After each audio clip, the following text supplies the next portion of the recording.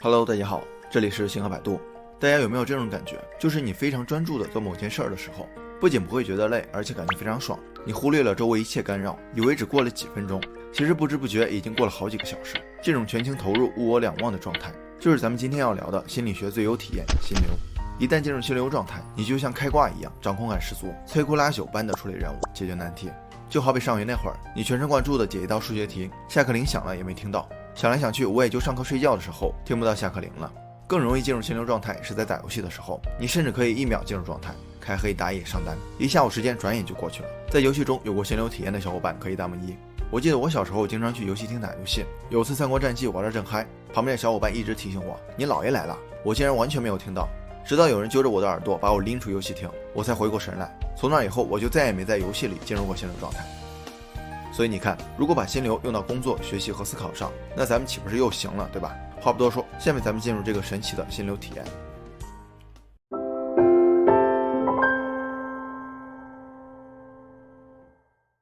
心流有6种典型的表现，如果你在做某件事的时候有这几点特征，那这件事都不叫事儿。1. 注意力完全集中，就是你的注意力完全锁定在正在做的事情上，什么男神女神，什么愉快的不愉快的，就像用橡皮擦掉一样，忘得一干二净。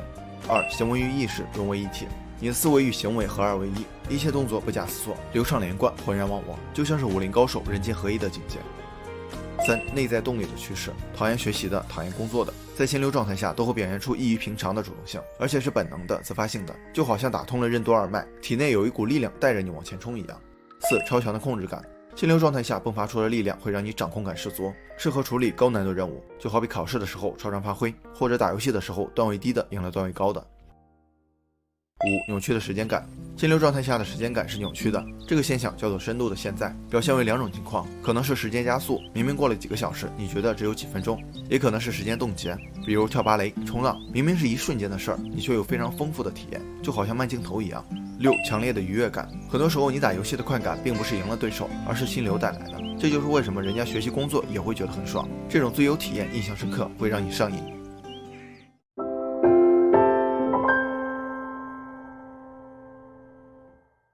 其实心流这个概念是心理学家米哈里·契克森米哈里在其著作《心流最优体验心理学》中提到的，意思是一个人专注做某件事时的心理状态。心流的神奇之处就在于它可以深度挖掘自己的潜能，以最高的能量和主动性去完成平常难以处理的任务，同时带来的幸福感极高，而对精力的消耗极低。它的耗能甚至低于同一时间你躺在沙发上刷手机。我终于明白为什么有些牛人每天只睡5-6个小时，几十个会议连轴转，依然精神十足。我上班摸鱼，下班躺尸，还一副要死不活的样子。心理学家通过功能性核磁共振扫描大脑，发现在心流状态下，前额叶皮质的大部分活动会停滞，只保留一小部分专注当下。前额叶皮质是大脑中决定注意力、决策能力、专注思考的区域，这也是为什么你完全投入当前的事情，不会被其他事儿分心的原因。另外，他们发现心流的过程，大脑会分泌多巴胺、内啡肽、去甲肾上腺素等6种激素，这些都是大脑的奖励物质，你的愉悦感都来自于此。所以心流不只是快乐满足的外在表现，还是一个人幸福感的根源。这种感觉是会让人上瘾。《游戏改变世界》一书中将心流作为评估游戏体验的标尺，通过调整游戏的难易程度、奖励机制等手段，让玩家更容易进入心流状态，从而产生依赖性。所以你就知道游戏为什么这么容易上瘾了。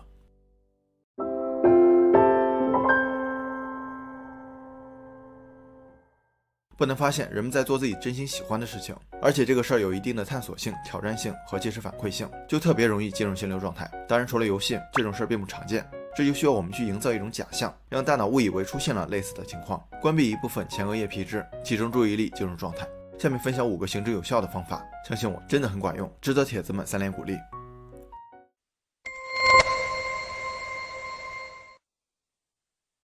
我们做一件事的动力来源是目标，而不是事情本身。米哈里调查研究显示，工作时出现心流的概率有54%，高于休闲时的18%。这是因为工作的目的性更强，而休息的时候意识比较涣散。书中引入精神伤这个概念，精神的内在秩序被打扰，变得无序的时候，会焦虑不安，无法集中注意力。这个过程可以理解为熵增。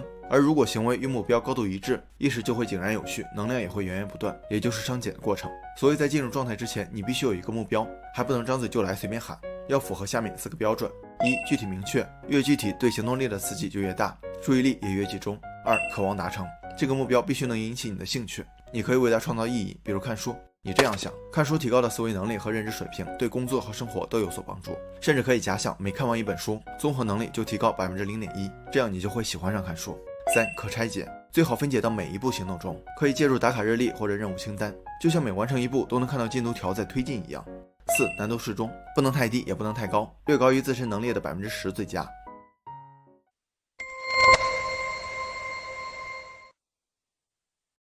米哈里在2004年的一次演讲中提到，一件事情的挑战程度和我们应对这件事所具备的技巧程度，会综合影响我们在做这件事情过程中的感受。如果挑战偏高，技能度不足，我们会感到担忧或者焦虑；反过来，如果挑战度低，技能度高，我们又会觉得无聊。只有在技能度和挑战度都高的情况下，才会进入心流状态，大概是这个样子。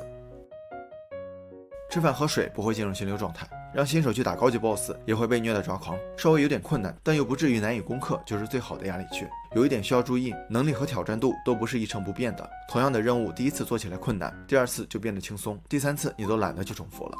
所以我们需要不断提高自己的技能，不断设定略有挑战性的任务，这是在心流区内可以练习的过程，就像打游戏一样，新手打低级怪，高手打高级怪，技能和等级不断提升，用游戏心态去挑战自己。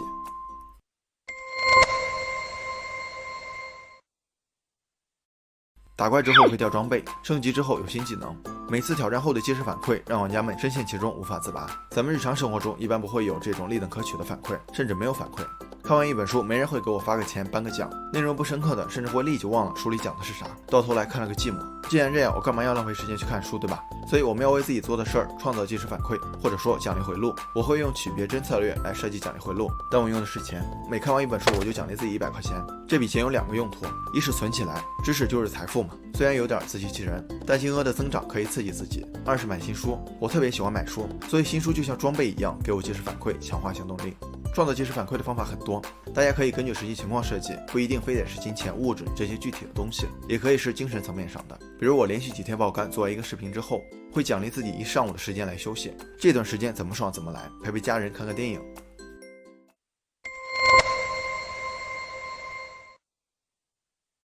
在没有进入心流之前，一切干扰都是阻挡你的障碍，就像是你刚想睡着，来了个电话，还打错了，你说气人不？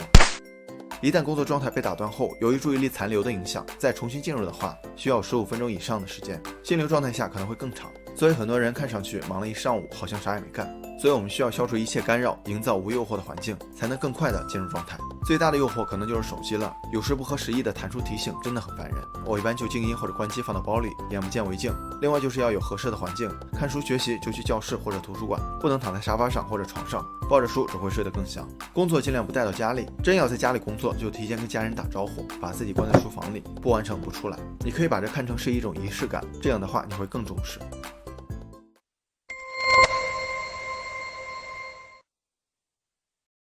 如果你现在状态不佳，犯困、消极、情绪差，那就不要去学习或者工作，因为效率会大打折扣。犯困可以去补个觉，睡个20分钟，完全可以通过好的状态弥补回来。当然，每个人最佳状态的时间不太一样，虽然一般来说早晨更容易进入心流状态，不过我个人觉得因人而异。有些人早上专注力惊人，有些人天生夜猫子，还是要根据自己的生物钟调整。有个测试方法，比如你打游戏的话，肯定了解自己什么时候胜率高，用这段时间做其他事儿，效果也不会差。消极的人在应对压力的时候更容易表现的情绪低落，这种反应被心理学家称为退化性适应。这类人心理资源不如积极乐观的人充分，所以需要借助外力调整状态。这里也分享3个方法。1. 高能量姿势，这是哈佛大学教授艾米卡迪的一个惊人理论，先假装成功，直到成功为止。他发现肢体语言会影响我们的心理状态，比如高兴的时候会微笑，反过来咬着一支笔练习微笑的时候也会莫名的开心。卡迪教授提出，做一个你觉得最自信最有力的姿势，就像已经成功了一样，你的大脑会误以为真的成功了。2分钟后，压力、焦虑消沉的状态会得到改善。2. 冥想，冥想的状态跟心流有些类似，专注于一件事情。冥想通常是专注呼吸，它可以帮你清理思绪，减少走神，更好的控制自己的想法。长期练习，你对注意力的控制力会提升很多，更快的进入状态。3. 彻底休息，用自己最喜欢最擅长的方式去休息，比如打游戏、听音乐、游泳等等，让自己彻底放松的同时，也是对自己的提前奖励，它会让你更有控制感和收获感，而且彻底休息之后的时间，也是最容易进入心流状态的时间。这5个方法并不是用哪个都可以，应该说是掌握越多越容易进入心流状态，也不是仅靠几分钟的视频就能完全掌握和应用，所以建议帖子们收藏起来，多次观看，也可以去看这本书，没准会有更深刻的理解。当你真的体验到了这种开挂式的工作和学习，你会惊讶，竟然还有这种操作，原来自己这么牛。你也会像打游戏一样乐在其中，沉迷上瘾。好了，本期视频就到这儿了，感谢您耐心观看。如果您喜欢星河的内容，还望订阅关注，分享给更多的朋友。一个人能走多远，要看他与谁同行。关注星河百度，咱们每周聊点有温度的成长内容。下期视频不见不散。